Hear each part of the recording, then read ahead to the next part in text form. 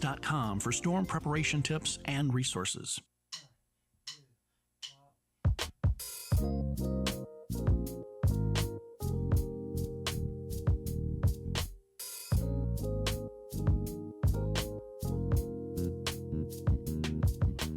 And a good morning on this Tuesday. It's still a little chilly out there, but it's supposed to be pretty warm one day. I mean, I think it's supposed to get up to 77 one day this week.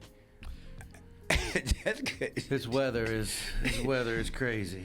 It's back and forth. But it's a Tuesday again, and we have the chairman of the Board of Commissioners, Kirk deViere, with us. And first, I want to give a shout out to Sandy in the football pool. She won. Sandy's back. And like I stated, I'm wearing my Raiders hat anyway. I take it off in a minute, but I have my Raiders hat on. So all those saying, no, I don't run from it. Look, we may not have it this year, but we'll be straight next year. Promise you. Pete Carroll's going to have us straight, all right?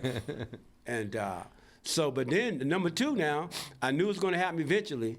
The 8-year-old beats all of us coming in. And number two, the only person in front of him was Sandy.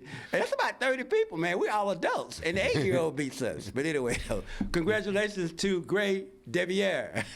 he knows his stuff. He follows it daily. He wears me out on it. I'm serious. Well, look, okay, so is it okay if I take my hat off now? Okay? All right. Anyway, so, Commissioner, a few things going on. We have I can't ignore the things that's already out there in the news in the paper. Yeah. Okay, so a little dust up about what we're going to do with 911. Now, this is just me. I'm not saying this. It appears to me that the leadership, meaning Mayor Colvin and you yourself as chairman of the Board of Commissioners, I believe y'all seem like y'all want to see this community come together and handle this 911 center. But when we go down in the ranks, not on your side, but on the city side, based upon what I'm reading, and we can't read people's minds, so we don't know why they're saying or thinking, doing what they're doing. But there's some dissension, and it's disheartening to me because I've been here since 1977, and these are the kinds of things that don't take us anywhere, but we just wind up all screwed up, looking in a different direction. Well, the positive thing, I think, one of the positive things that came out of it is we all agreed to consolidation. There was a solid voice to consolidate, not co-locate, not, joint operations, consolidate. So that's key. And I think you're exactly right. Mayor Colvin and I have worked on this, been working on it for several months, along with several other, kind of ways that the city and the county can further our relationships and better service our citizens, which we both represent. And so we've been working towards those. I think that we just we've got to continue to have dialogue around the governance model. That's where the sticking point's been. I think you'll also see that in this scenario, the county came to the table really ready to compromise, right. Really giving up a lot of. That's the whole point of a joint governance. So it gives you that. It gives you that shared accountability. It gives you that operational independence. It gives you that equity among the participating municipalities and the agencies.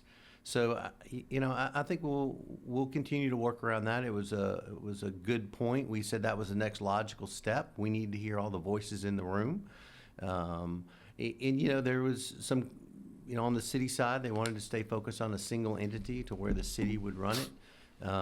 They had some pointed comments from their police chief as well as their fire chief, even though they said they'd do it either way. And I don't want to put words in their mouth. I'm just quoting what was in the paper. But they said they preferred that the city was in control. And so while it's important that we listen to our public safety, we had a working group that the mayor and I put together to get the politicians out of the room and let them kind of work through it. They recommended a joint governance model. They recommended what that would look like. They recommended consolidation, I should say. But I would just encourage people that if you're on the county side or the city side as elected official, go and talk to the public safety officials across the entire community, because whoever if it's a joint governance or if it's a single entity, that body is going to provide dispatching services, 911 services for the entire county. Right. So you need to understand how other people feel. And while it may feel one way with one set of public safety officials, it may feel another way in another part of the community. And so that's why, I'm committed to continuing to have these talks around this joint governance. I just believe it gives that shared accountability that people are so concerned about. How are we going to be accountable? Who's going to be in control? Look, we even, as the county said, let's put our best person in charge. Let's put the city's current 911 communications person in charge of this to lead this consolidation. She has the experience, and so to the city's point, you've got your person there. Right. You want to talk about buildings? You want to build a new joint 911 center? Great. Take the bond money that you've done, city. Let's talk about shared cost in the capital side of it. Build that. We've got a great solution that we can go in the interim until you build it. We know it'll take 3 or 4 years to build something anyway. And then we're going to need a backup long term. We talk about cost.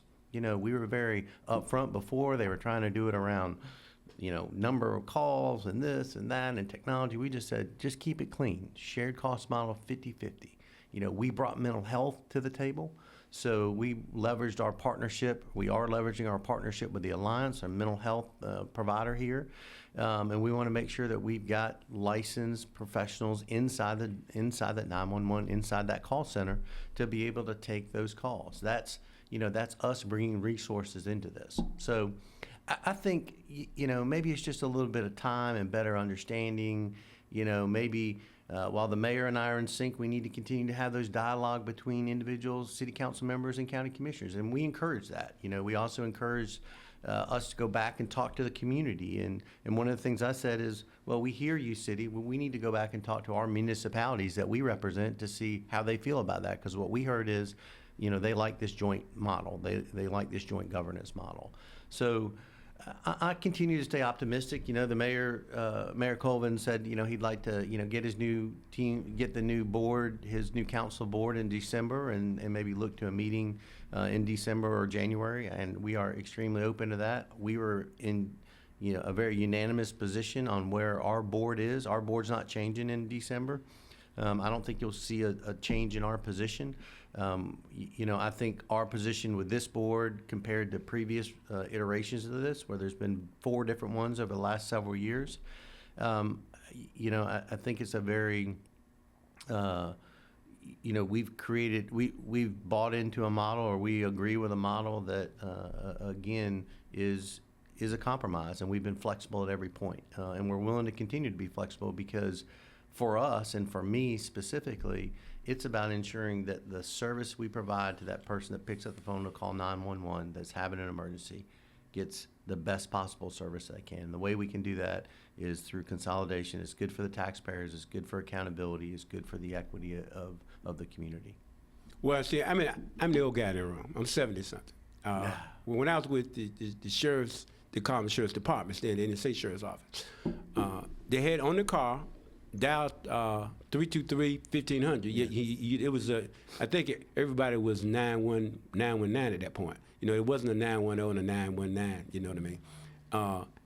And then I remember there was a number to call on the police cars, but it was not 911. You see, right. I've been around long enough to remember when we first got 911, and so now I guess it's somewhat troublesome. It's not that I want to berate someone that's younger than I am, but when you got somebody 30-some years old, they're in the room and they know everything now, and now we don't need to do blah, blah, blah. It doesn't make sense. I mean, at some point, I think you need to defer to some experience of individuals that have been there, and it's taken us a while to get to where we are now.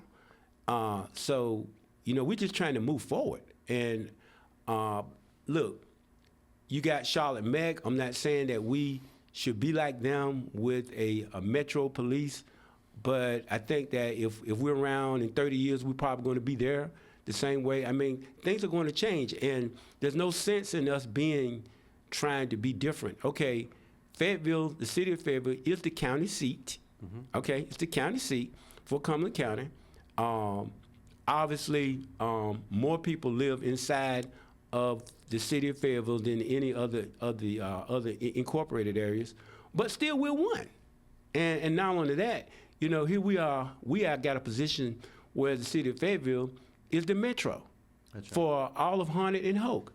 So why wouldn't try to be like that when we ought to be even trying to bring them in? We ought to be trying to bring everybody to the table, not just Hope Mills, Stedman, Wade. We need to be trying to bring in Rayford, Lillington, Dunn, Irwin, all these places that are in Harnett and Hope County.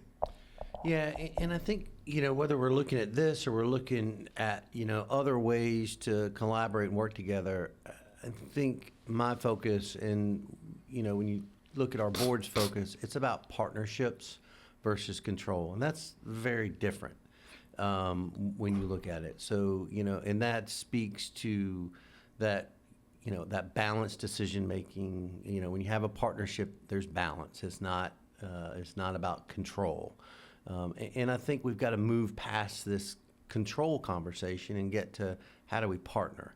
And while somebody is ultimately, has the accountability and the authority, it's how you balance it and how you get to a shared authority is where we need to go. Whether we're talking about, Joint 911, we're talking about Parks and Rec, we're talking about, long-term infrastructure in our community. We could go down, a long list of items that we've got to have, focus on a partnership and what that looks like from, shared responsibilities, share authority, and balanced approach to how decisions are made versus I'm in control and it's my way or no way. And I think there's glimmers of hope, even though the vote was, very,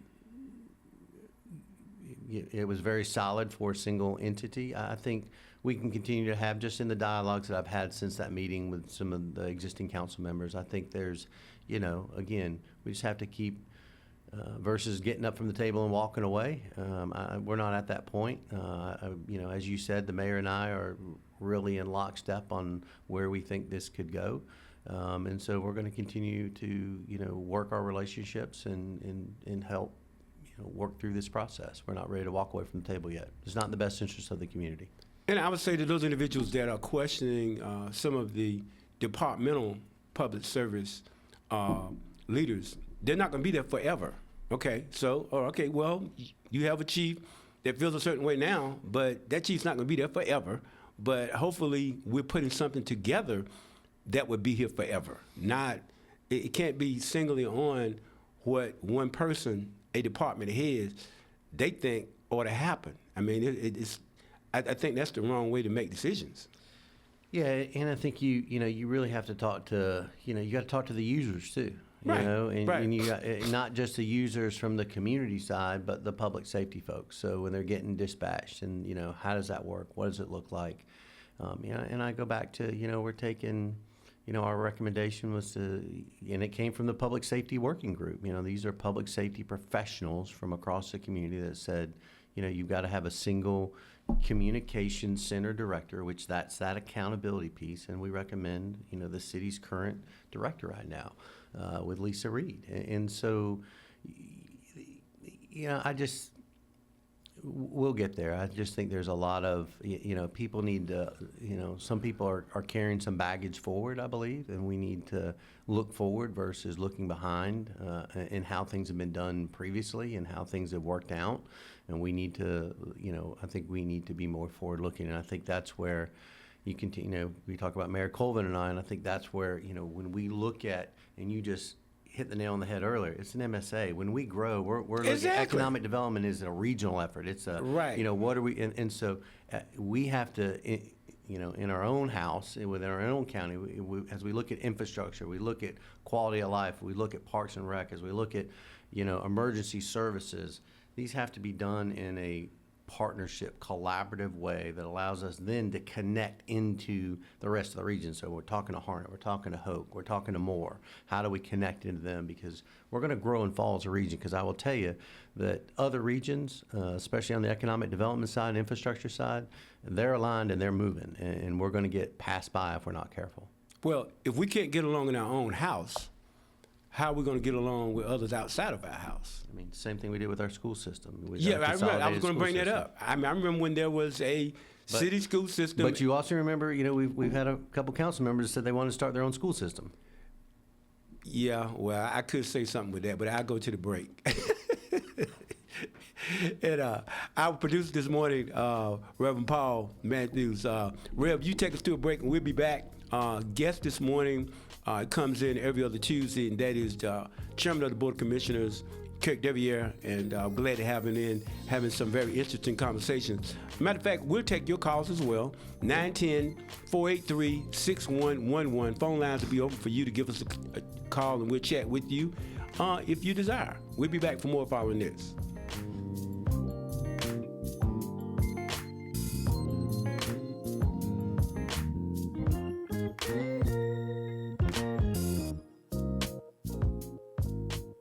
With 1 year until the midterm election, Democratic former Governor Roy Cooper continues to lead in North Carolina's U.S. Senate race. That's according to the most recent poll released by the John Locke Foundation. The mystery of what's in the Epstein files could soon be revealed. The House is expected to vote today on legislation that would force the Department of Justice to release the files. New York Attorney General Letitia James is pushing back with more challenges on the federal charges filed against her. It is dry across North Carolina, and there's a danger of wildfires in some areas of the state. On Monday, the Buncombe County Fire Marshal's Office issued an open burning ban. A recent survey from AAA shows that North Carolinians are getting an early start on their holiday travel plans. And a proposed rule change could strip federal protections from most wetlands in the country. Mike Rayleigh, NCI News. I'm Jamie Monticelli, WIDU Radio News. On November 14th at about 8 p.m., police responded to a pedestrian struck by a motor vehicle in the area of 71st School Road. The Fayetteville Police Department Traffic Unit assumed the investigation. The pedestrian has been identified as 19-year-old Kenyon Johnson of Fayetteville. His next of kin has been notified. The initial investigation revealed that Johnson was riding a mountain bike south on 71st School Road from Cliffdale Road toward Rayford Road when he was fatally struck by a black vehicle going in the same direction. The suspect vehicle fled from the scene of the crash. Residents are invited to the Broadfoot Avenue community meeting. This is tonight at 5:30 p.m. It is at the Highland Presbyterian Church Fellowship Hall. City staff from Public Services will be there to address parking and pedestrian safety concerns on Broadfoot Avenue and talk about possible project plans for the area. From WIDU Radio, I'm Jamie Monticelli. It's a cold start to our Tuesday morning. We expect that in November after all. Temperatures are in the 30s. As we head into the afternoon, we'll see an increase in cloud cover and temperatures rising into the middle 60s. At cloud cover with our next storm system, it brings in the chance for scattered showers, although that chance starts to drop off. Heading into Wednesday morning, temperatures 45 to 50. Wednesday afternoons warmer, high temps well into the 70s. For the North Carolina News Network, I'm meteorologist Chris Michaels in the Weather Center. You have always put others before yourself. Put your country above all else. Given everything you can, every time. Now it's time to forge a new path. At Fayetteville State University, we believe your service is our debt. So we're offering free military family tuition. Yes, absolutely free. And with new programs like cybersecurity, anything really can happen. Fayetteville State University. Are you in? It's the season for family feasts, festivities, and the occasional clogged drain. Oh boy, We hope this holiday you can help us cease the grease. When frying turkeys, roasting veggies, or making gravy, don't pour fats, oils, or grease down the sink. Grease cools in your pipes, it becomes solid, causing nasty backups and costly damage to your household plumbing and community wastewater systems. How to prevent it? Let grease cool and solidify. Then place it into a disposable container, seal it, and trash it. Wipe excess oils from pans with paper towels before washing them. And never flush wipes or pour scraps down the drain. Do not rinse oil and grease off dishware with hot water. And never dispose of food scraps in your garbage disposal or down the drain. This holiday, keep pipes flowing, prevent sewer overflows, and cease the grease. Learn more at faypwc.com/cease the grease. At North Carolina Farm Bureau Insurance, you're more than a policy, you're family. With offices in every county, we're close by when it matters most. Our local agents customize coverage to fit your life. And our award-winning claims team delivers fast, quality repairs. It's no surprise Forbes ranked us the #1 auto insurer in America. North Carolina Farm Bureau Insurance. Helping you is what we do best. If you can no longer work because of illness or injury, you should be collecting Social Security disability insurance benefits. Call Brent Adams now for a free consultation. Don't give up just because you've been turned down. Brent Adams has helped thousands collect full disability benefits, even after they've been turned down. Call now, 910-888-8888. Don't hesitate. Call 8. At Brent Adams & Associates, we make things right. We had to exit the home pretty quickly because of how quickly the water came in. It was just really vital to me whenever all the public service announcements were going out, that we needed to get our water tested. We need to, get in the field and start helping people disinfect their water supplies. It's really critical to their health to be able to have that safe drinking water. They were reaching out to me to make sure that I knew that there were resources available. NC Public Health, everywhere, every day, everyone. This season, make the choice to protect what matters most, you and your family. Choose to get vaccinated for the best protection from respiratory illness.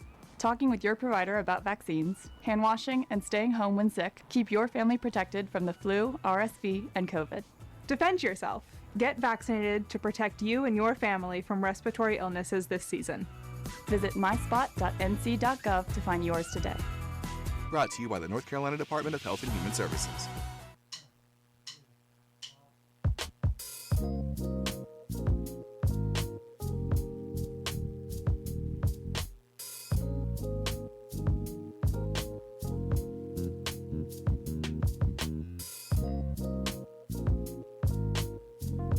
And we're back now again. It's about 36 minutes after the hour. We have with us Kirk deViere, Chairman of the Board of Commissioners.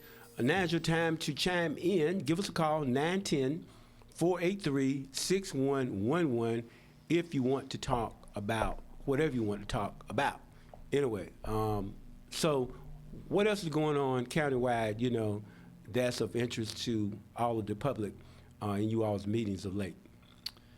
Yes, we're continuing. We just authorized our manager to begin the feasibility study on our aquatic center, this regional aquatic center that we've talked about. So we'll be moving forward with that process. Hopefully we have somebody in place early January, and they can start that feasibility process to, kind of look at financial models, look at programs, locations, give us a good snapshot. When we talk about the Regional Aquatic Center, we convened, Vice Chairman Veronica Jones and I convened a small stakeholder group, not a small stakeholder group, it was about 20-something people from across the community, almost 30 people from across the community, all the municipalities, kind of rec people and leadership, from the different communities.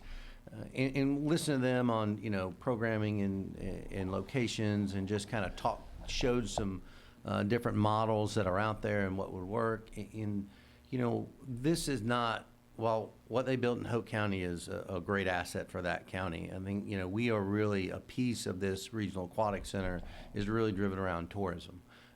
So how do we host these large swim meets? How do we get the collegiate level, even maybe, Olympic level or in high school level, of course, but at a state level, larger events. So you need to have the facilities to be able to handle that from a tourism standpoint. But, every week I get a note from a resident or somewhere that says, there's not enough places for our kids to swim. And so we've got to have those recreational opportunities as well for swim teams to come together and practice and train and do those things. So there's a lot of pieces that will go into this aquatic center as we begin to look at it. And that's why we need, this person to come in or this team to come in and look at the feasibility of it, what it would look like, the impact of programs that we need to build. Because once you kind of understand the programs, then you begin to understand, what does it need to look like and what size does it need to be and those types of things. So, was a huge push for us over the last years to, get that in place. We put funding in our budget towards it to do the feasibility, to do the first kind of planning and the first steps to it. And now once we understand the model and the financial model, we can go back and look. But just committed to making sure that that funding model has multiple streams. So that's the other thing we'll really be pushing this, the team that will do the feasibility study is what does that look like? What are the best ways to, leverage dollars to build this, but not only build it, but to maintain it operationally? And then who are those partners? Bring in people like the hospital to the table and other, universities and community colleges and, school system and all those players to the table will be important as we begin to shape this and move it forward. And it's not going to come out of the ground tomorrow. We've got to make sure this process is planned correctly. So that's one big thing. And then we continue to move forward on the Crown and the Crown complex and the modernization of the theater and the arena, as well as just the entire Crown complex. We've got RFQs, so requests for qualifications, out with our architects and construction managers that we're looking to have back soon. And then as well as an owner's rep, which is kind of a person that helps us project manage it along the way. And then, through that, we'll have a pre-planning conference, which brings those parties together. So again, we can talk about what kind of programming needs to be there, what needs to be there. We'll, involve OVG, which runs the Crown Center right now for the county, and we'll involve them in the process because they know what works. And they also have they've got some national reach in their corporation. They manage a lot of different types of facilities, including aquatic centers in Greensboro and others. And so they'll be able to give us good input on, what works in the market, what's profitable, what are the best practices out there now, because these are lessons learned from multiple communities that they manage. So, that process is moving along. And we're optimistic about that. We continue to move the unhoused support center as well. One of the things we directed in the last meeting or last direction to our management team was to, one, get us operational costs, get us a provider cost, and an RFP provider cost, and then come back and give us some points on alternate locations as well. So we want to just look at alternate locations, same footprint, not changing the footprint or the programming, just looking at an alternate location where you could have the same size footprint somewhere else, maybe not inside a community or in a neighborhood like it's positioned now, just to give us some options. There was a will among the board to do that. So that's continuing to move, and we'll move that, received some updates on it last night at our meeting. We're also continuing to try to work for emergency shelter and white flag. We put down a RFP, a request for proposal for white flag nights. We know it's getting cold. We're getting to the winter months. We did not receive a lot of responses back, which is unfortunate. For many years you had a lot of church communities and nonprofits that wanted to participate in white flags, and we're not seeing as many now. So we have increased that size, but the number of beds for white flag, but we're trying to increase the number of providers that we have so we can get coverage areas in different parts of our community. So we'll continue to work that, probably push that RFP back out just to see if we can get some additional responses. and so that piece is moving forward as well as we look at. So a lot of activity happening. Even though we're moving into a holiday season, it's activity's not going to start. Our staff and commissioners are actively working, towards things that will be good for the community. Sure. Well, I like the whole idea of an aquatic center. So is the largest pool in town at the Y? Probably Fayetteville State. Fayetteville State. Okay, yeah, that's right. Fayetteville State. Yeah. And the Y only has a couple lanes, and it's small, so you're not, Right. It's, and then you've got schools, and they've got domes over them, and it's it's the winter, and you still got they're outdoors, and so we really got Fayetteville State is a heated pool, though, right? Correct. We really got to look at the assets that are across our community, and it's when you look at swim and swim teams, it's been that way for a long time. Oh, sure, right. Well, you have the heated pool at the Bill Chris Center, but that's a very small pool. But it's for seniors, exercise, water aerobics and things like that. But I agree. I'm wondering what kind of price tag would an aquatic center have? It's going to decide, and that's part of what this feasibility study will give us. When you got to build things around the programming. So when you look at programming, what types of things, how many 50-meter pools is it going to have? How many lanes? Do you need a warm-up pool? Do you need a different recreational pool? What types of programming? And that'll speak to the size, the footprint, and kind of what you need will drive it. You look at the one in Goldsboro, or not Goldsboro, Greensboro. You look at the one in Greensboro, and it was built several years ago, and it was, I think it had a $40 or $60 million price tag, but it was, done several years ago. How many? What kind of price tag? It had a $40 million price tag. $40 million. Okay. What is it? What about the? But they host collegiate ACC level tournaments. Oh, okay, I got you. So yeah, that's they have their market for that. Yeah. What's the size of the Leach Center there on? I'm not sure. On Rayford Road. I'm not sure of the actual size of that one, but you're not really going to host, the level of. It's a great facility, and I'm Correct. hats off to Right. Rayford because we don't have an asset like that. And it's unfortunate we don't have an asset like that. We should have probably done an asset like that years ago on the east side of the river. And then that would have taken some of the pressure off of what we're trying to do now, just from the high school competitions and just swim meet kind of stuff. But I'm not sure of the size of that. They've done a great job, but you're not going to host these collegiate type swim meets and Sure. larger state events there. Right. So interesting. You should bring up the east side of the river.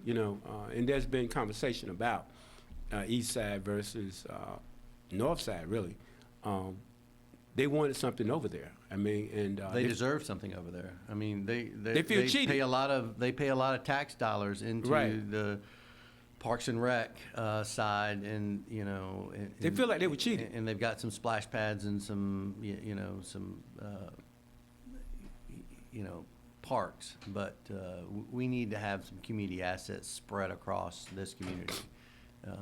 That's important, and to include out as you start going out into Grays Creek, and we've got a great rec center out there. But as you Right. move further down into the that part of our community, we need to make sure we've got access to resources. And I think that's part of our Parks and Rec discussion right now. Another discussion we're having with the city is what does that look like, and how do we get that that shared accountability, and how do we get those shared responsibilities to make sure we've got assets across the community that are maintained and at a level that all our community deserves.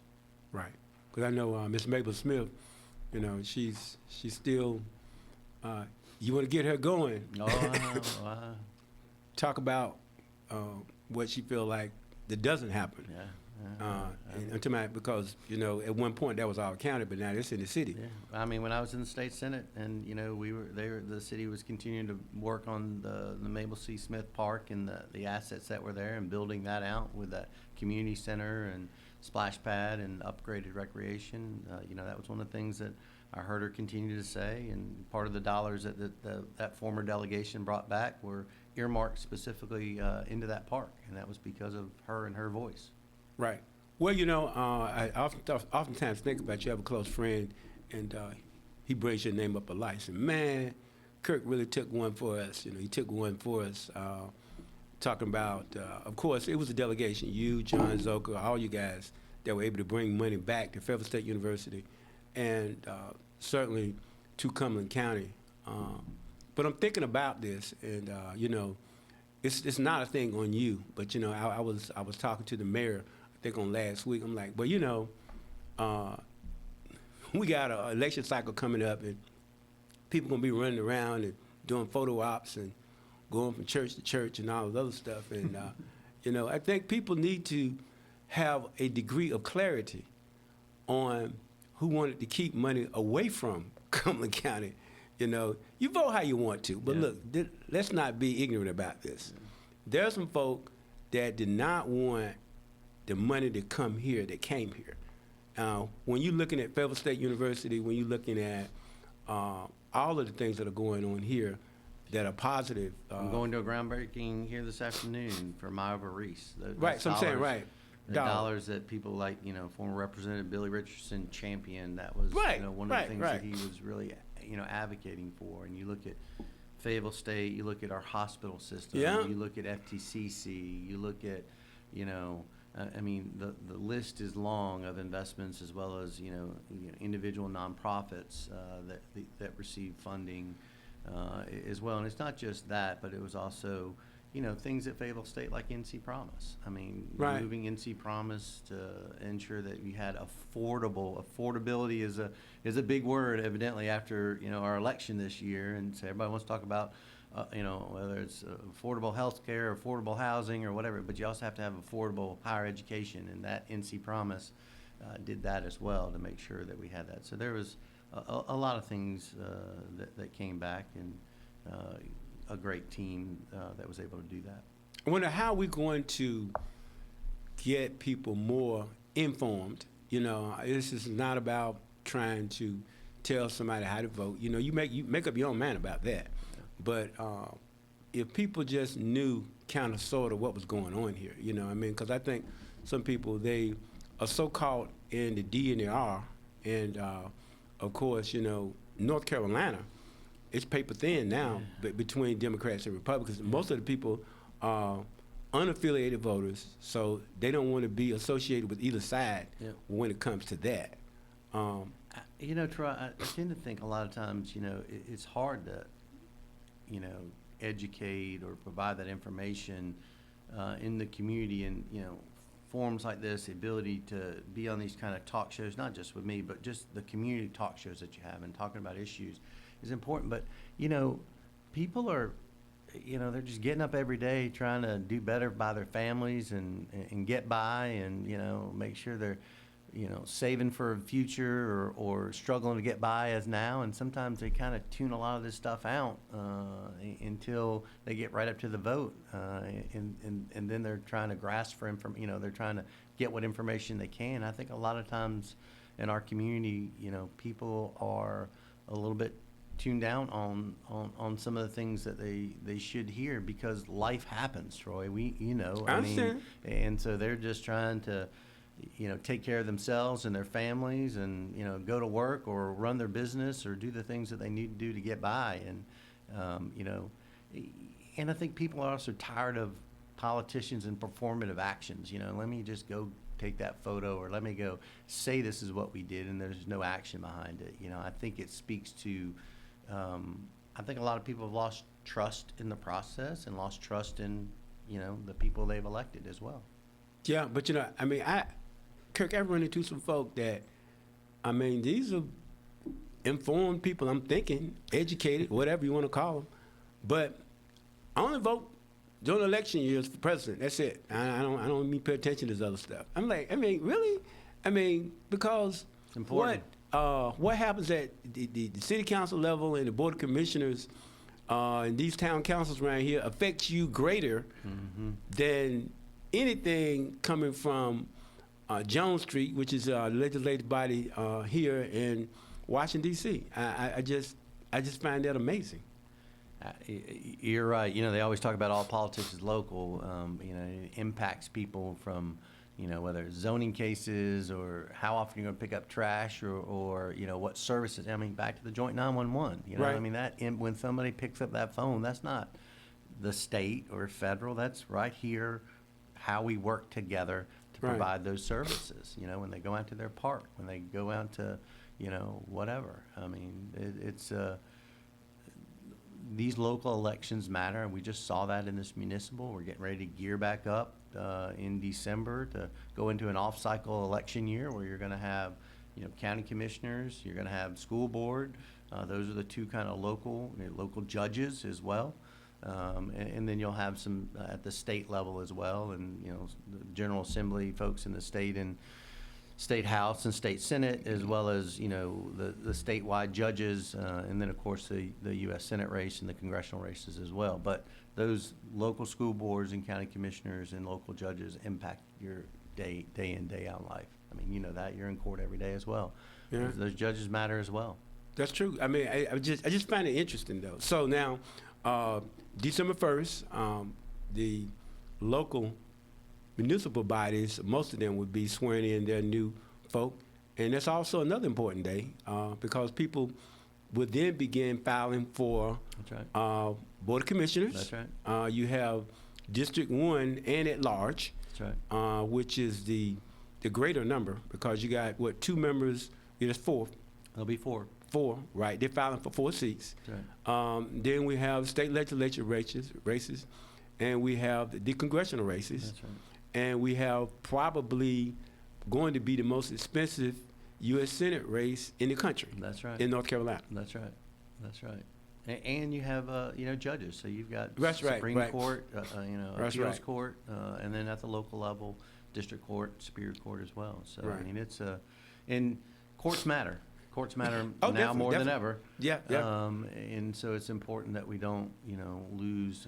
I'm hopeful that all the oxygen isn't sucked down the room in the U.S. Senate race. I across believe North Carolina. I believe quite a bit of it's going to get sucked up. But it's unfortunate because, you know, what's happening in the state legislature or down at a local level matters. You know, and with the shift you're seeing across different states, red states, blue states, to, you know, to try to adjust the numbers in the congressional level, local matters. And you got to remember, even at the state level, the people you're putting at the state level are deciding who goes, you know, deciding the congressional lines as well. So it's all interrelated in a lot of ways, but it's important you pay attention to not just the local level, but, you know, all levels of government, and be informed, like learn, like really don't just read the flyer that comes to you in the mail, because it may or may not be a distortion of the facts. 9 out of 10 times it probably is. So, you know, listen to that candidate. Look at what they say and look at what they do versus, you know, what's the performative action that they may be doing. That's true. You're right. Well, I know you guys welcome people to come to the Board of Commissioner meetings, and also you guys have the ability to, people can tune in. Yeah, and it's great. We put them up on our YouTube channel, so you can go back and watch the meeting last night, all 10 zoning cases that we had, which was probably, according to Marshall Faircloth, probably we hadn't seen that in a while, and it was just because they had a little bit of backlog over at the planning, and we didn't have any the month before. But you can go back and watch our meetings. You can go all the way back, all the way through the year if you want. Go back and look at meetings in February if you want to. You know, and that's just part of what we're trying to accomplish with, you know, the transparency. This board was very committed to transparency to the public and making sure, you know, that you know, decisions we were making were thoughtful and that people had access to understand how we were making those decisions. And I think that's important. And all our work sessions and our meetings are videoed, they're live streamed, and then they go up on YouTube. So we want to encourage people to watch those. And if they have questions, reach out. I mean, you know, reach out to any of the county commissioners or myself and ask us questions. Hold us accountable. You don't like something we did? Hold us accountable. You know, you can reach us in a lot of ways. We got easy ways to reach us by email. But, you know, our website's cumberlandcountync.gov, and you can find all that information there and how to contact us. So we've got about 2.5 minutes left in the show today. Last year you was sworn in December 1st. In a couple weeks, that would be 1 year there for you. As you reflect back on that, I guess, what surprised you the most? And I don't know if I covered all that in 2 minutes. And what kind of concerned you the most?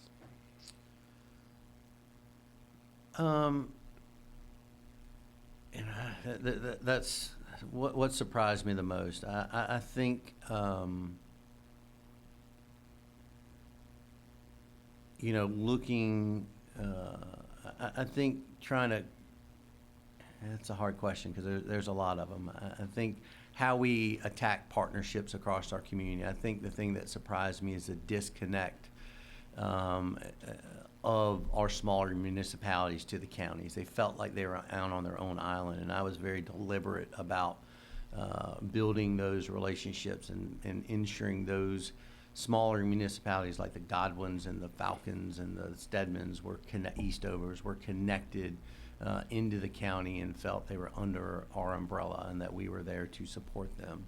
I think that was a little surprising to me, but it was important that we connected them. As I look back over the year, I mean, it's as I was told it would move very fast, but we stayed very focused on those things that we talked about we wanted to do. We wanted to make sure we knew the biggest thing we'd have to tackle would be the budget. In a tax reevaluation year, it was going to be the biggest thing we had to tackle. And I think going through that, I was very proud of the board and the way that we did it. We spent the time, we were transparent about it, and we invested in the things that mattered. We invested in the things we heard from the community. So investing in our public education system, the highest investment we've ever seen, as well as investment in the infrastructure that we needed, and lowering the tax rate, lowering that burden on individuals in a time where tax valuations were increasing. I think that was, a big, heavy lift. We had to make some hard decisions around projects, and that takes leadership, but that takes a board willing to be transparent about actions. That may have been one of the bigger surprises as we kind of dug into a lot of the projects and where we were and the status of those and how they were moved forward as well was another little eye-opening for me as well. But, we've stayed focused on the things that mattered, and I think it's sometimes hard to do because you can get pulled because there's always going to be that shiny penny or that shiny nickel that pulls you in a direction that local governments tend to do. And I tried to keep our board focused on these are the things that are important. These are the things that mattered. This is a year we've got to focus on budget. We've got to focus on investing in our schools and focus on the foundational, focus on the relationships, build that structure, build that collaborative spirit. We've made a lot of progress with the city of Fayetteville, the town of Hope Mills, Spring Lake, as well as our smaller municipalities of finding ways to partner and collaborate and move forward together.